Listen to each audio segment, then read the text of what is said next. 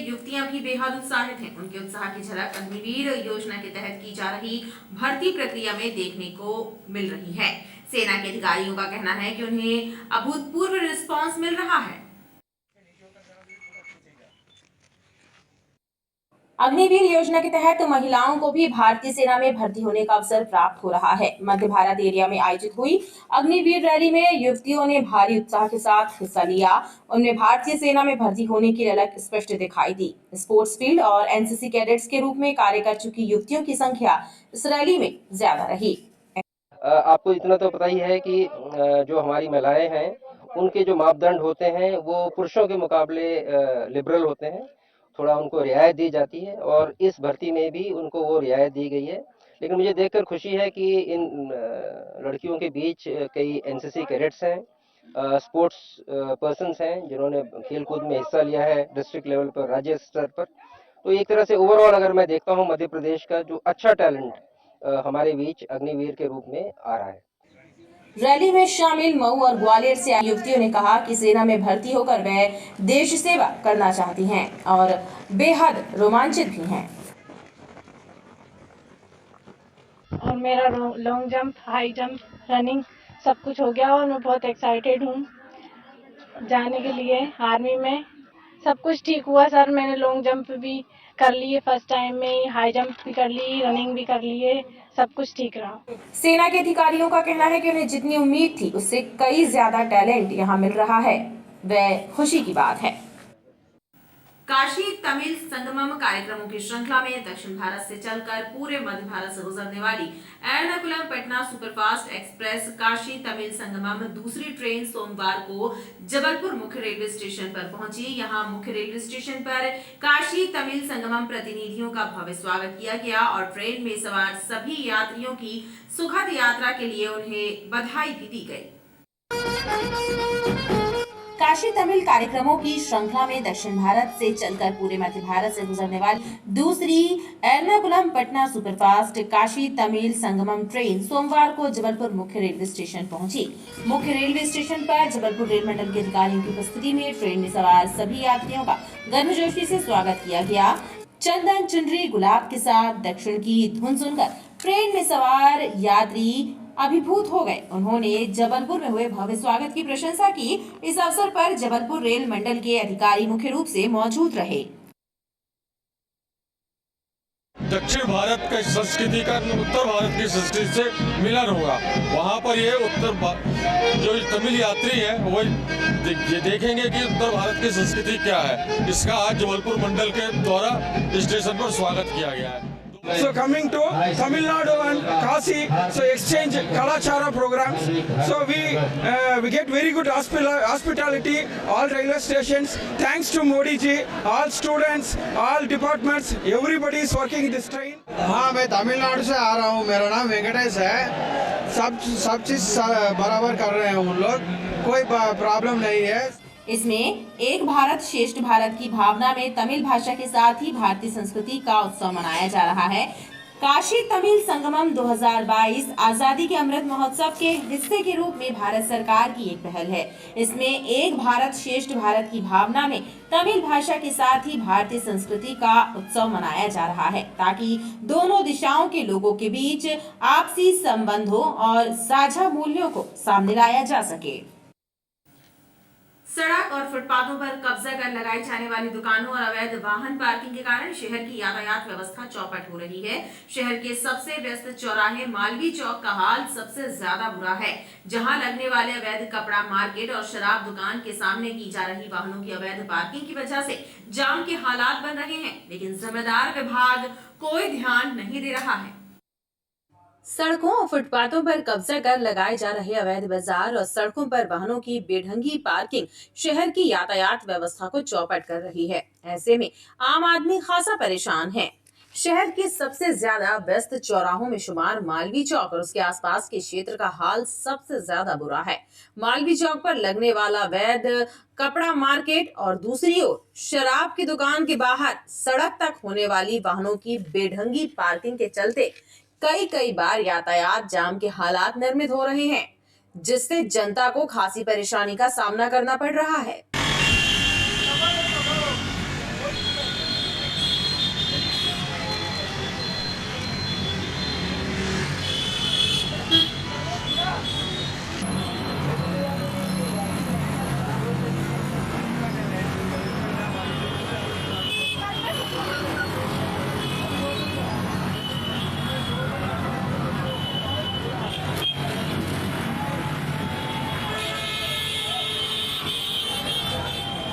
शराब की दुकान हो गई, और ये जो गुजराती हैं, ये बागरी लोग, ये लोग है ना जो फुटपाथ पे पुराने सेकंड हैंड कपड़े बेचते हैं, लोग सस्ते के चक्कर में रुक रुक के चाहे जहाँ गाड़ी खड़ी कर देते हैं, जाम लगा के बिल्कुल अपना वो करते रहे, 2-2 घंटे 3-3 घंटे है ना जो अपना छटाई बनाई करते रहते हैं।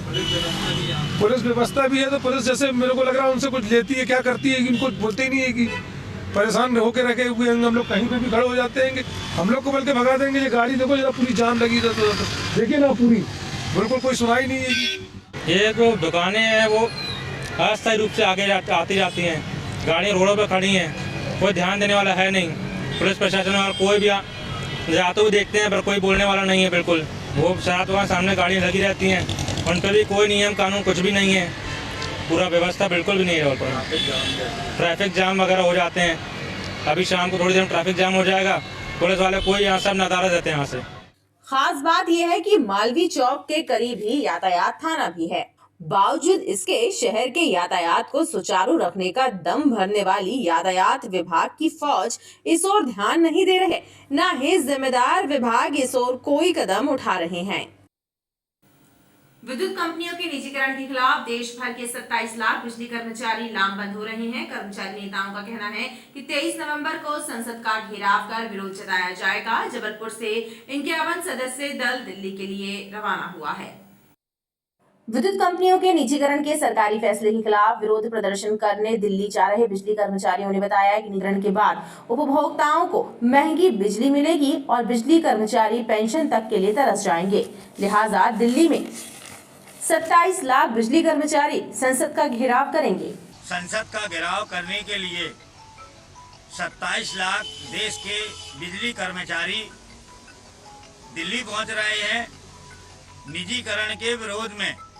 निजीकरण से महंगी बिजली होगी, कर्मचारी की पेंशन नहीं मिलेगी, कर्मचारी बेरोजगार होंगे। हम लोग बहुत बड़ी संख्या में, हजारों हजार की संख्या में पूरे मध्य प्रदेश से जा रहे हैं। जबलपुर से हमारा 51 सदस्यीय जत्था कल गौड़वाना से 22 तारीख को रवाना होगा। दरअसल केंद्र सरकार 5 दिसंबर को नया बिजली कानून संसद में पेश करने वाली है, जिसमें विद्युत कंपनियों को निजी हाथों में सौंपने या फ्रेंचाइजी को देने की सिफारिश संभव है। लिहाजा कर्मचारी इस बिल के खिलाफ लामबंद हो गए हैं और प्रदर्शन की तैयारी कर रहे हैं।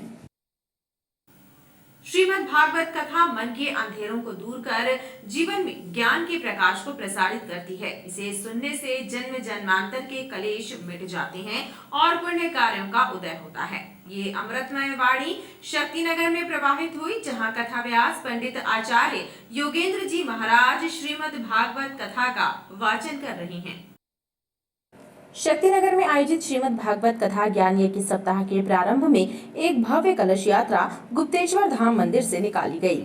भगवान भोलेनाथ का पूजन अर्चन के बाद निकली इस कलश यात्रा में बड़ी संख्या में श्रद्धालु शामिल रहे।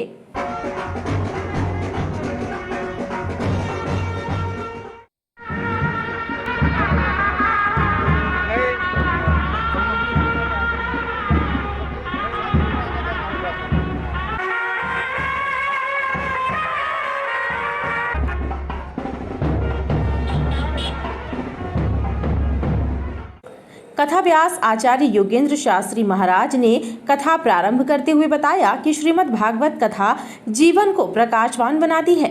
इससे मन के अंधेरे दूर हो जाते हैं। सूत जी महाराज ने कहा, हम लोगों के हृदय में, हे प्रभु, जो हमारे हृदय में अंधकार है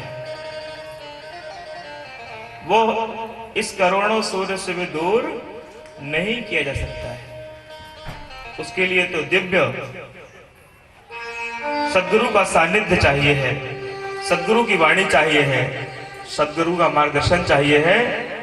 कृपया हमें आज वो बतलाइए। और क्यों बतलाइए? क्योंकि आपके ऊपर गुरुदेव भगवान की बड़ी कृपा है। सार्वजनिक रूप से आयोजित श्रीमद् भागवत कथा ज्ञान यज्ञ सप्ताह में शामिल होकर श्रद्धालु पुण्य लाभ अर्जित कर रहे हैं। क्रिकेट के ऑनलाइन सट्टे के कारोबारी सटोरिये दिलीप खत्री के साथी सटोरिये हरीश मनानी की पुलिस रिमांड सोमवार को समाप्त हो गई। ओमती पुलिस ने हरीश उर्फ विक्की मनानी को पुनः अदालत में पेश किया और न्यायालय के निर्देशों के बाद उसे जेल भेज दिया। सट्टा किंग सतीश सनपाल के सहयोगी सटोरिये दिलीप खत्री के साथ ही हरीश उर्फ विक्की मनानी की पुलिस रिमांड सोमवार को समाप्त हो गई। रिमांड समाप्ति के पश्चात ओमती पुलिस ने हरीश मनानी को पुनः न्यायालय के समक्ष पेश किया और न्यायालय के निर्देश पर उसे जेल भेज दिया गया। दरअसल सटोरिये दिलीप खत्री, हरीश मनानी और अन्य के विरुद्ध महानगर मदन महल निवासी मनिंदर सिंह कंधारी की शिकायत पर ओमती पुलिस ने विभिन्न धाराओं के तहत प्रकरण दर्ज किया था। इस मामले में हरीश मनानी की गिरफ्तारी की गई और पूछताछ के लिए न्यायालय से उसे 2 दिन की पुलिस रिमांड पर लिया गया था। विक्की और हरीश मनानी का आज 2 दिन का पुलिस रिमांड लिया था। आज रिमांड समाप्त होने के बाद हमने उसको माननीय न्यायालय के समक्ष प्रस्तुत करके जेल वारंट प्राप्त करके और अपना जो केंद्रीय जेल है वहाँ पे हमने दाखिल कराया है उसको। कुछ इससे पूछताछ में कुछ चला? हाँ, ये इन्वेस्टिगेशन में बहुत सी बातें आई हैं और वो इन्वेस्टिगेशन का मैटर है, उसको हमने किया है। पुलिस रिमांड के दौरान हरीश मनानी से विवेचना संबंधी महत्वपूर्ण जानकारियां पुलिस को मिली है, जिनकी तस्दीक पुलिस द्वारा की जा रही है। मेघला रिसोर्ट में हुए शिल्पा झारिया हत्याकांड के आरोपी हेमंत भदाड़े की रिमांड खत्म होने के बाद तिलवारा पुलिस ने सोमवार को उसे न्यायालय के समक्ष पेश किया, जिसके बाद अब कोतवाली पुलिस ने हेमंत को पुलिस रिमांड पर लिया है। हेमंत के विरुद्ध कोतवाली थाने में गल्ला व्यापारी की शिकायत पर धोखाधड़ी का मामला दर्ज है। मेघला रिसोर्ट में हुए शिल्पा झारिया हत्याकांड में गिरफ्तार हुए हेमंत भदाड़े की पुलिस रिमांड समाप्त हो गई है। सोमवार को तिलवारा पुलिस की टीम ने हेमंत को कोर्ट में पेश किया। इधर दूसरी ओर कोतवाली पुलिस ने हेमंत भदाड़े उर्फ अभिजीत के विरुद्ध कोतवाली थाने में दर्ज धोखाधड़ी के प्रकरण में पूछताछ के लिए न्यायालय में पुलिस रिमांड की अर्जी दाखिल की, जिस पर सुनवाई करते हुए कोर्ट ने हेमंत की 5 दिन की पुलिस रिमांड स्वीकृत की और उसे रिमांड पर कोतवाली पुलिस के सुपुर्द कर दिया। दरअसल हेमंत भदाड़े ने एक गल्ला व्यापारी से अगस्त माह में लगभग 8.5 लाख रुपए की धोखाधड़ी की थी और फरार हो गया था। व्यापारी की शिकायत पर पुलिस ने धोखाधड़ी की धाराओं के तहत प्रकरण दर्ज किया था। अब इस मामले में कोतवाली पुलिस भी आरोपी हेमंत भदाड़े से पूछताछ करेगी। हमने 7 दिन के लिए पुलिस रिमांड के लिए आवेदन न्यायालय में प्रस्तुत किया है। रिमांड स्वीकृत हो गया है। अब न्यायालय कितने दिन का स्वीकृत करते डायरी प्रस्तुत प्राप्त होने के बाद हम आपको बता पाएंगे। गौरतलब है कि हेमंत को हत्या के मामले में जबलपुर की तिलवारा पुलिस ने राजस्थान अजमेर से गिरफ्तार किया था और जबलपुर लेकर आई थी, जहां न्यायालय से उसकी 2 दिन की रिमांड प्राप्त की थी। जबलपुर जिला न्यायालय गेट नंबर 3 के बाहर एक युवक पर जानलेवा हमला कर दिया गया। घटना में घायल हुए युवक का नाम सत्यम कुशवाहा है, जो रांझी की इंद्रानगर बस्ती में रहता है। सत्यम जेल से पेशी कर आए अपने एक साथी से मिलकर वापस लौट रहा था, तभी पुरानी रंजिश के चलते कुछ लोगों ने उस पर जानलेवा हमला किया और फायरिंग करते हुए भाग खड़े हुए। जबलपुर जिला न्यायालय के गेट नंबर 3 के बाहर पुरानी रंजिश के चलते रांझी इंद्रानगर निवासी सत्यम कुशवाहा नामक युवक पर कुछ युवकों ने प्राणघातक हमला कर दिया और फायर करते हुए भाग खड़े हुए। हमले में घायल सत्यम कुशवाहा को इलाज के लिए जिला अस्पताल लाया गया। घटना की जानकारी लगते ही ओमती थाना प्रभारी प्रफुल्ल श्रीवास्तव और ओमती पुलिस की टीम जिला अस्पताल पहुंची, जहां पुलिस ने घायल सत्यम और उसके साथियों से पूछताछ की। घायल सत्यम और उसके साथियों ने पुलिस को बताया कि निहाल नामक एक युवक जिससे उसकी पुरानी रंजिश थी, उसने और उसके कुछ साथियों ने सत्यम पर जानलेवा हमला किया और फायर करते हुए मौके से भाग खड़े हुए। निहाल और उसके साथियों ने सत्यम पर चाकू और किसी धारदार वस्तु से हमला किया, जिससे उसे जांघ और सिर में चोट पहुंची। सत्यम को सवाल शायद इन लोगों कुछ पुराना विवाद है। कहाँ का रहने वाला सत्यम? ये इंदिरानगर। हाँ जी। कहाँ की घटना है? ये कोर्ट के सामने की, गेट नंबर 3 के। कितने लोग थे मारने वाले? 10-12 लोग थे। कितनी जान थे किसने मारा? सर मैं तो पहचानता नहीं वैसे उन लोग को। किसका नाम बताया फिर? निहाल करे कोई था। तुम हो? पुलिस ने सत्यम के बयानों के आधार पर पूरे घटनाक्रम की जांच शुरू कर दी है। पुलिस का कहना है कि सत्यम के बयानों की तस्दीक की जा रही है, उसके बाद मामले में विधिवत कार्यवाही की जाएगी। इनका कहना है कि आज मैं कोर्ट में आया था किसी प्रकरण की पेशी में, और जब बाहर निकला तो इसके साथ 4-5 आदमियों के द्वारा इसके जांघ में चाकू से वार किया गया है और सिर में ये बता रहे हैं कि कोई पिस्टल का बट मारा है। हम इनकी बयानों की तस्दीकी भी कर रहे हैं। फिलहाल इनका हम मेडिकल करा रहे हैं और जैसे ही थोड़ा सा इनके चोट वोट का इलाज हो जाता है, इनसे बातचीत करके हम आगे की कार्रवाई कानून सम्मत करेंगे। कहाँ की घटना हुई है ये कोर्ट के 3 नंबर गेट के सामने वाले परिसर बता रहे हैं। कोर्ट के बाहर जब निकलते हैं तो रोड की घटना बता रहे हैं। इधर घटनास्थल से पुलिस को बंदूक से चले खाली खोखे भी बरामद होने की बात सामने आई है। पुलिस अब पूरे मामले की पड़ताल में जुटी हुई है। कूटरचित दस्तावेज तैयार कर संपत्ति हड़पने के एक प्रकरण में कुख्यात हिस्ट्री शीटर अब्दुल रज़ाक के फरार पुत्र मोहम्मद सरताज और उसके गुर्गों की गिरफ्तारी पर एसपी जबलपुर ने 5-5 हजार रुपए का इनाम घोषित किया है। ओमती थाने में दर्ज आर्म्स एक्ट के प्रकरण में कूटरचित दस्तावेज तैयार कर संपत्ति हड़प करने की शिकायत दर्ज कराई गई थी। इस मामले में हिस्ट्री शीटर अब्दुल रज़ाक का पुत्र मोहम्मद सरताज, नया मोहल्ला निवासी अब्दुल मजीद उर्फ करिया मजीद, गौसिया बी, साकिब शूटर, शेख उर्फ अब्दुल, नन्हे उर्फ अब्दुल, नईम और निसार खान फरार है, जिनकी गिरफ्तारी के लिए सूचना देने वाले को 5000 का इनाम देने की घोषणा की गई है।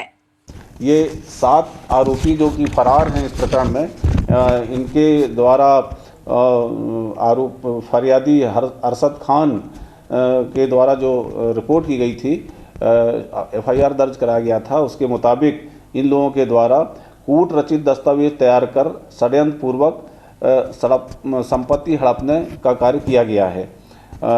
इस आधार पर इनके विरुद्ध अपराध पंजीबद्ध है थाना ओमती में और ये 7 आरोपी फरार हैं। इन 7 आरोपियों की पतासाजी के लिए पुलिस अधीक्षक महोदय के द्वारा 5-5 हजार रुपये के इनाम की घोषणा की। बीते शुक्रवार को तैयब अली चौक पर पेशी से लौट रहे कार सवारों की कार पर फायरिंग किए जाने की घटना में नया मोड़ आ गया है। पुलिस के मुताबिक इस घटना की शिकायत दर्ज कराने वाले आवेदक ने अपने बयानों में कार पर फायरिंग किए जाने की घटना से इनकार करते हुए कार पर पत्थर मारे जाने की बात कही है। इस आधार पर पुलिस अब मामले में एफआईआर दर्ज कर घटना की पड़ताल में जुट गई है। बीते शुक्रवार को अदालत से पेशी के बाद घर लौट रहे कार सवार सुजीत राय और शंकर साहू की कार पर बाइक सवारों द्वारा तैयब अली चौक के पास फायरिंग करने की घटना सामने आई थी। इस मामले में सुजीत राय नामक शख्स ने ओमती थाने में शिकायत दर्ज कराई थी। कार में फायरिंग किए जाने की इस घटना में अब नया मोड़ आ गया है। एडिशनल एसपी गोपाल खांडेल ने बताया कि घटना की शिकायत दर्ज कराने वाले आवेदक सुजीत राय ने अपने बयानों में जानकारी देते हुए कार में फायरिंग किए जाने की घटना से इनकार किया है। इस आधार पर पुलिस अब धारा 336 का अपराध पंजीबद्ध कर घटनाक्रम की पड़ताल कर रही है।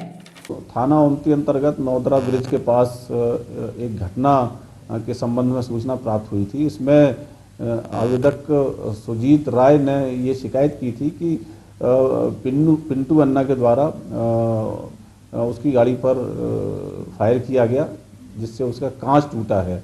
बाद में जब एफआईआर दर्ज कराने के लिए सुजीत राय थाने पर आए, उस दौरान उन्होंने फिर फायर की बात नहीं की है। उन्होंने बोला कि पत्थर मारा गया है, जिस कार से उसकी गाड़ी के कांच टूटे हैं।